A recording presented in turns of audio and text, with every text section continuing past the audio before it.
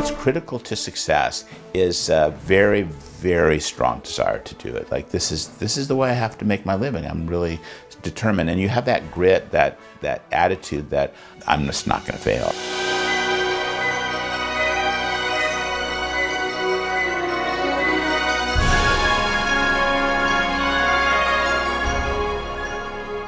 How I got started scoring video games, it was serendipitous, shall we say. Literally in 2004, I had an agent who, without even mentioning it to me, sent my resume over on a fax machine. Faxes were still in use in 2004. And it was sitting on the fax machine, and a woman who was an executive at THQ, which is a publisher of video games at the time. They're no longer around, but at the time they were quite big. And she says, I know him. And it was my girlfriend's roommate from college who was then an executive at THQ. And she says, well, you've got to listen to his music. His music is great. So Rachel, thank you, Rachel DiPiolo, my friend. And so they listened to my demo, and there was something on it that they liked. They were making a game called Destroy All Humans, which was a tongue-in-cheek game. You play an alien coming to Earth in the 1950s, and they wanted like a sci-fi The Day the Earth Stood Still kind of score. Bernard Herrmann famously scored with theremin. So I had actually scored something that was, I had been directed to sound like Bernard Herrmann. And so I said, and I had an orchestra. So it was an orchestral recording. And I sent over that, and they go, whoa, this is absolutely right on. This is perfect, you know, from our perspective. And then they said, will you do a pitch, which means an original demo? And I said, no, which you're not supposed to do. But I said no, because I just thought, you know, this is 2004. Samples are way better now than they were in 2004. So I said, just gave them exactly what they asked for, and there's going to be a reason not to hire me if I do some, you know, funky, synthy, sampley kind of thing. And so I said no, and then I thought didn't get the gig. I actually kind of forgot about it, and then 2 months later they said, we want to hire you. So that was how I got started in video games, and I've done a lot of them since then. Mine was similarly kind of backwards, where I went to Berklee College, and I had a friend in college named Chris D'Ambrosio, who's now a great sound designer in his own right. And the thing about the video game industry is no studio seems to last that long. So everyone gets together and becomes friends, and then the studio closes down after they make their big game, and everyone branches off to different places. So he started in New York and ended up in San Diego. And I was in LA at the time, and he said, oh, you should come down. All the guys from the different studios, they get together and do these like beer hangouts. And I was like, that sounds great. And I was an assistant at the time. I wasn't trying to like make it as a composer yet. I was like, I'll go meet these people, but it's not going to lead to anything. And I became friends with some of them and didn't actually, like, I never sent anyone a demo, never tried to do anything. And years later, I'm still in touch with all these guys, and one of the sound designers at Daybreak was working on this thing for this game called PlanetSide Arena. And he said, we think you'd be perfect for it. We've been trying to get you on a game for years. And like, you've never heard a note I've written. There's no reason you should be hiring me. But it was just from this mutual connection and everyone talking each other up. And through them, I've worked with a couple other studios now that was all from that central group of people that had nothing to do with me trying to get into video games. So both of us got in without trying. Right. I think that's always how it works. Yeah. So maybe that's the secret. Yeah.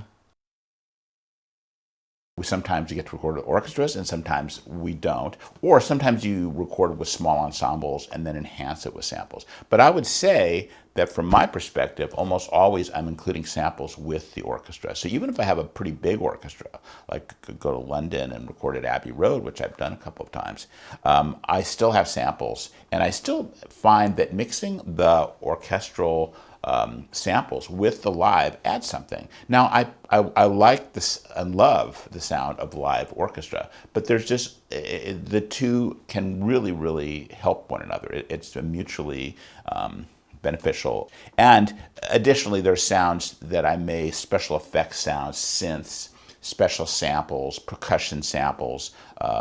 You know, I have a lot of aleatoric effects that I use, which are sort of 20th century, very dark ambient sounds that I can mix in, and then sometimes I'll have the orchestra replicate it or do something different, and then include both of them. So it's really a hybrid. My style is a hybrid. That said, sometimes you don't have the budget for an orchestra, in which case then if it's orchestral in approach, then you do your best to make the samples sound as good as they can. And they can, these days, they can sound pretty good, you know. But I still love love recording live. And I've recorded all over the place. I love recording in LA. If I have my choice, I would record in my hometown. That's where I grew up. I know a lot of musicians here, and my favorite scoring stage is Fox. That's where I loved, but I've recorded at Sony. It's fantastic, of course. It's where all the Star Wars, John Williams loves Sony, and Warner Brothers. Those are the three big scoring stages in LA. I've recorded a lot. I worked on Shadow of War and Shadow of Mordor. We did almost all of that in Seattle.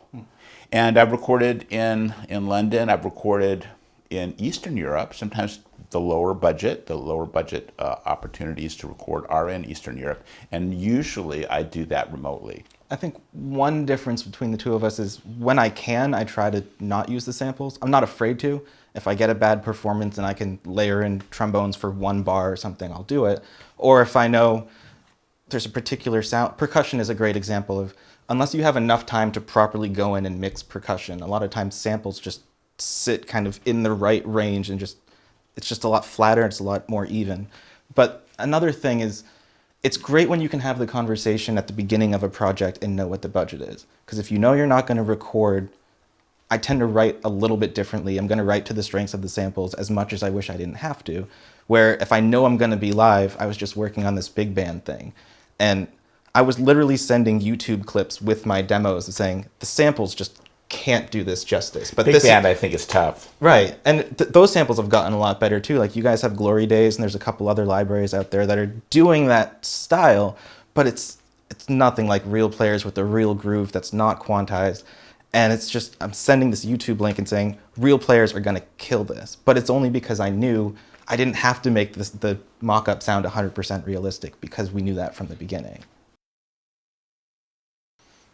In terms of the synthesizers I use, I'm pretty simple. It's not my strongest suit, so I like Zebra. I think it's pretty flexible. I use Omnisphere and some of the native instrument stuff too, but I don't go too deep. I've worked with this guy, Drew Jordan, who's made some sounds for me before, and he's a Zebra wizard, and I can't even begin to understand what he's doing. So when I have something specific and it's not something, I always try to tweak a preset, but if I can't get there myself or I have a sound in mind, I'll send him some references or say, this is kind of what I'm going for, and can we do that? I'm much more comfortable with like sound manipulation and sound design of just stretching things and adding 20, 30 plugins on something until you forget what it is and you just create some new sounds.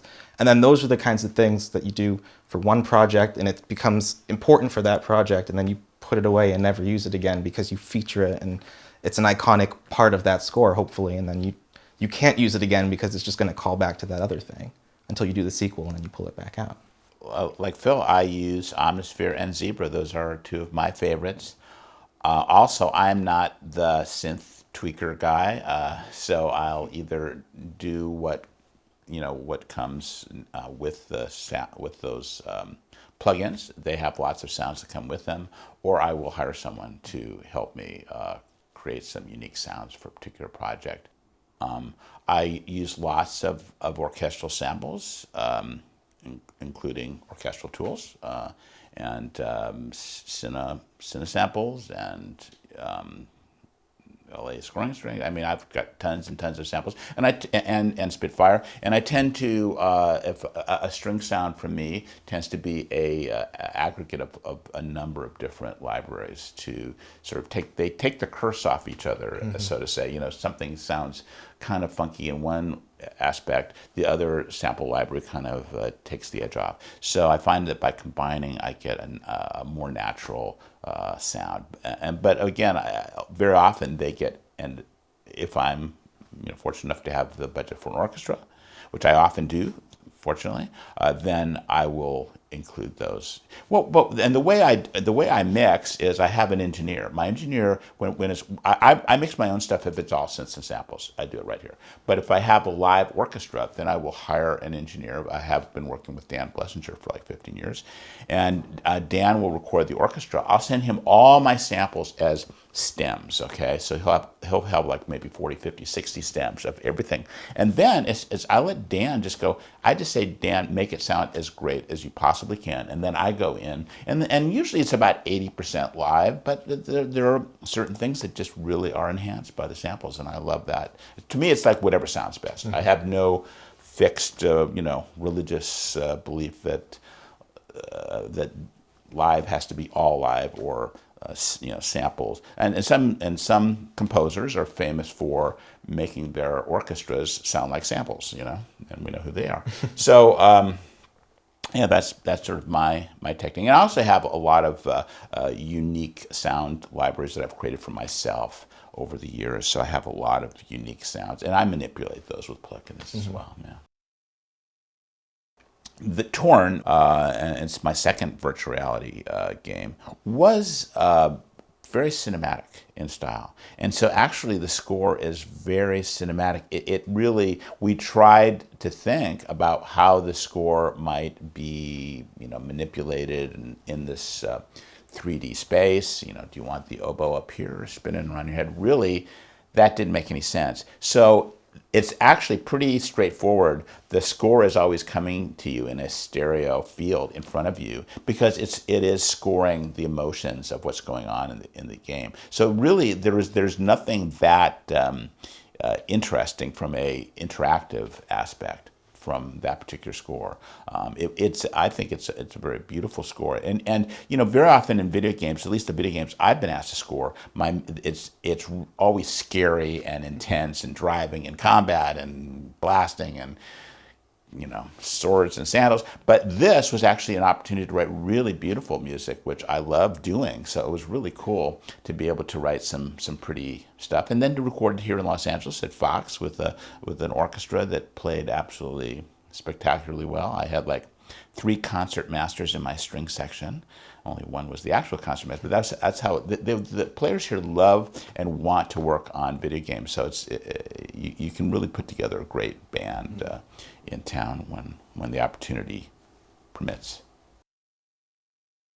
I came to Fortnite pretty late. I didn't start working on Fortnite until season 8, which I believe was at least a couple years into it. So they kind of had an established aesthetic, but the majority of the game is a battle royale mode where players don't want to hear music in the game. They want to hear all the footsteps. They want to hear the gunshots far away so they know where to snipe and they know everything that's going on. So a lot of the music is reserved for menus, or they do these big opening cinematics to kind of set the tone for different seasons. And we're just now starting to get to a place that we're experimenting with more in-game music, but it is constantly evolving, and we're having a constant dialogue with the players of, do they like that we're giving them more music in the game? Is this distracting to them? Well, what if we only put it in this area of the map because it's doing a different thing than over here, so we don't have to bombard the player with the music? And then, Twitch is such a crazy thing now. There's teams of people that just watch streamers on Twitch, and they can see, are they playing with the music? Are they turning it off? Do they hate it? And that's how a lot of all the Fortnite dances, the emotes in the game, that's how it started, as a way to get a little bit of music into the game, but only when the player wants to. The player has to make that happen.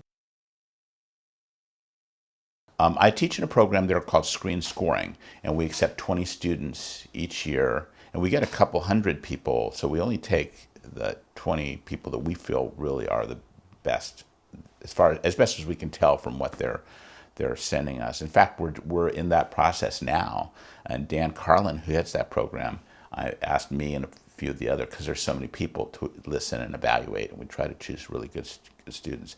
My class, I taught there for 10 years, is scoring for video games. So that is a permanent part of the program, and it's a cohort class, meaning they all take the same class at the same time every day, essentially, except for there's private lessons as well. So, I give them, there's technical skills that I talk about, like how do you how do you create a loop? How do you do layers? How do you do all these different techniques, that are interactive techniques that are critically, that most of them don't. Some of them do, actually. When I first started, there was much more interest in film and television, and and maybe half the class was very interested in games. And now I would say there's people come in and go, I just want to score games, which is really interesting. It's a real evolution of interest from young composers really wanting to focus on games. And I tell them the same thing as I told the people who just wanted to do film and TV. No, you really should do anything. If someone hires you to write music for something, that's a good thing. Take it. You never know, if you score a television show, that might lead to your game opportunity that you always wanted, or a film that might lead to a game, or whatever. It's all related nowadays. So don't go for whatever you can to find opportunities, and it could be library music or trailer music as well. So, and I do talk about that because I've actually written music for almost every. I've written trailer music, I've written library music, I've written film music, I've written television music, and I've written game music. So I've had experience in all those different areas.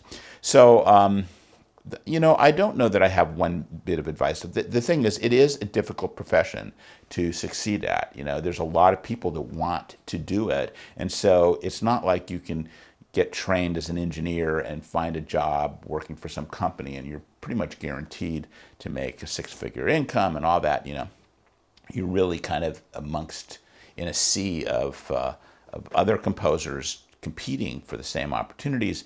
So I think that what's critical to success is a very, very strong desire to do it. Like, this is the way I have to make my living. I'm really determined, and you have that grit, that attitude that I'm just not going to fail. I'm just going to do it.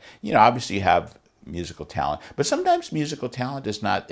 I see people with the most musical talent. Sometimes I see people with less sort of native musical talent who skills slowly improve over time, and they get better and better and better as they write more music and have more experiences as a composer. So even just raw talent, I don't think is as critical as having this intense desire to do this. And for those who do have that, it's a fantastic way to make a living. I think Phil would agree that it's the coolest. If you are a composer, it's like, how cool is this? Someone's paying me to write music, and it's like fantastic. And it doesn't matter what it's for.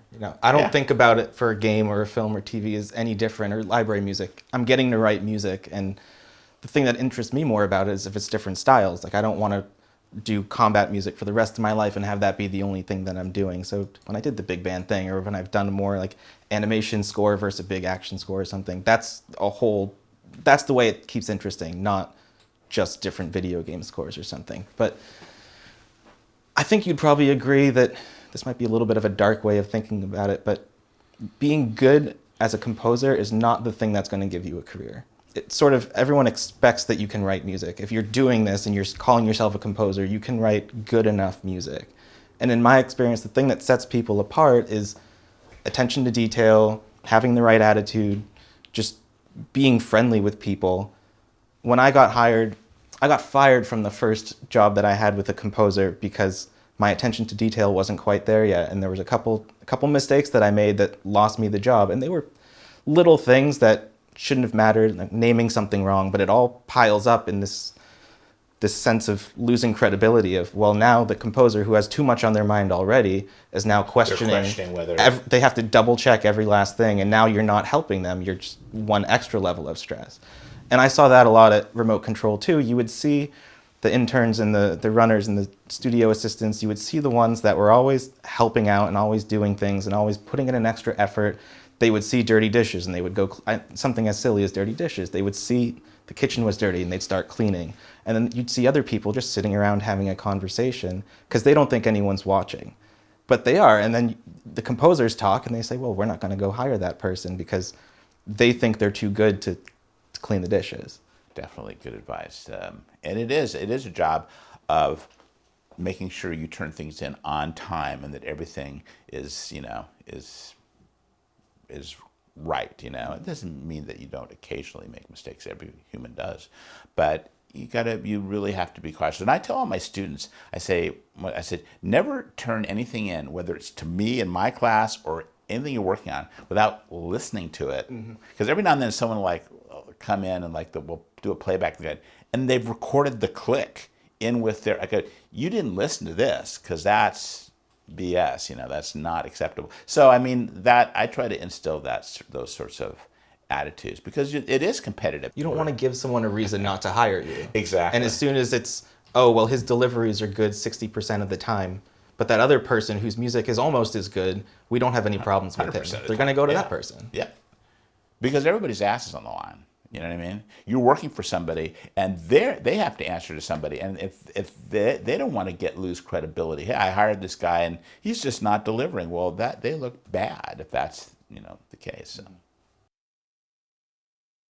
What inspires me and what helps me get the job done, as I say, the thing that inspires me the most are deadlines, because that is a hard thing. I mean, and in fact, the reason that's not funny, actually, even though it sounds funny, is that really it is focused attention that gets your mind into the music. Focused attention, and you start experimenting. And at first, the idea is bad. Famously, James Horner once said, the most important part of he wrote paper and pencil, and he said, the most important part of my pencil is the eraser, So I mean, like we are, going to come up with maybe initial ideas. Sometimes our first idea is fantastic, but often, but it's like you're focusing and you're thinking about it, and the deadline really helps you focus. That said, it is good to get some exercise. Get a good night's sleep, hopefully most of the time when you can. One of the things about video games is the deadlines are not as hairy as television, for sure. And even films, very often I have plenty of time, so you're not having to write 3 or 4 or 5 minutes of music a day. More like a minute or two is more than sufficient to get the job done. So that's kind of cool. It's less stressful, and can be more creative. You can give more attention and time and focus on one particular piece of music and really craft it, It's sometimes without that additional pressure, it gets harder to even write the 1 minute a day if you don't have that deadline coming up. Yeah, so again, you have to push yourself if you don't have a deadline, That's true as well. Sounds can be quite inspiring, like you were saying, sometimes a sample. A really great sample library can. I remember I was working on some music from one of the BioShock downloadable contents from BioShock Infinite, and I just purchased a new harp library, and the sound of the harp was beautiful, and I was just sort of entranced by it, and I started playing around and improvising, and I go, this is like how I'm going to start this cue with this harp, and that was just you could and like you say, limitations are actually critical, Stravinsky famously said, if you put me, because he wrote at the piano, so he says, if you put me in front of the piano and you say, write anything you want, he says, I don't know where to start, but he says, if you play 2 notes and say, write something with that, he says, I can start writing immediately. And I think that is, in fact, we do have to limit ourselves. We have to find a theme. We have to find a palette, like whether it's a limitation of a small chamber group or something like that with some synthesizers mixed in with it, and I think that's really how we find the key to, and that's the hardest part. I think most composers will agree. The hardest part is finding that, what is this game or film or television, what is the sound for it, what is the element that makes this score fit and have its own unique quality, where people hear that music go, oh, that's from XYZ or something, Yeah, I mean, I tend to find a lot of the inspiration happens when we have time. It's when I'm not sitting in front of the keyboard and I'm either cooking or going for a hike or doing something, and my brain is trying to work out the puzzle of, well, what is the story about? What's important?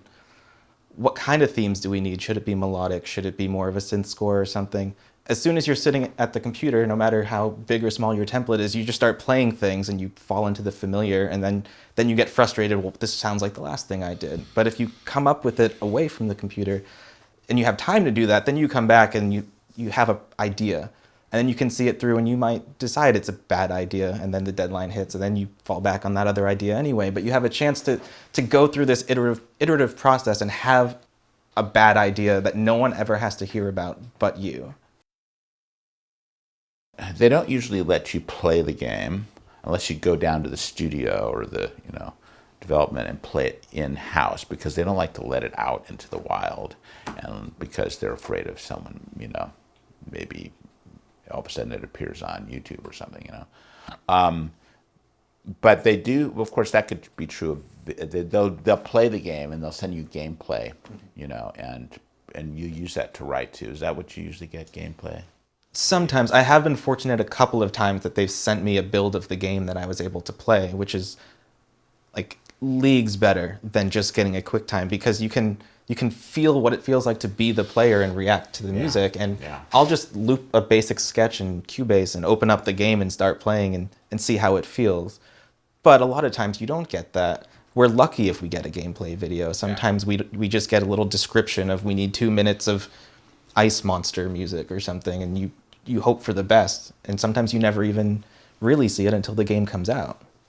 Sometimes you just get artwork, like someone have a drawing of the ice monster or whatever, and you have to write some music to it. But often they will give you some gameplay video, and so this is gameplay video from Guild Wars 2, actually, which I've been doing some combat music for them. And it's especially helpful in the beginning when you get the gameplay videos, we tend to have discussions early on about what the music system is going to be like and how it's going to work. So you do a little prototype level with whatever your stems are going to be and how interactive it's going to be. And then they send you something and say, well, this is how it's working. And sometimes it's a disaster, and oftentimes it works great. Or you might have little tweaks of, oh, I see. I was working on a thing where when you're in combat, you've got the full track playing, and then you've got between waves of enemies, you go down to planning for the next attack. And they were using one stem, and I had always planned that, I just thought it would be obvious that you would use this other stem as the layer in between. And then I saw what they did, and we had this conversation. It's like, well, there's some cool things about that I wouldn't have thought of doing it that way, and we kind of came up with this hybrid approach.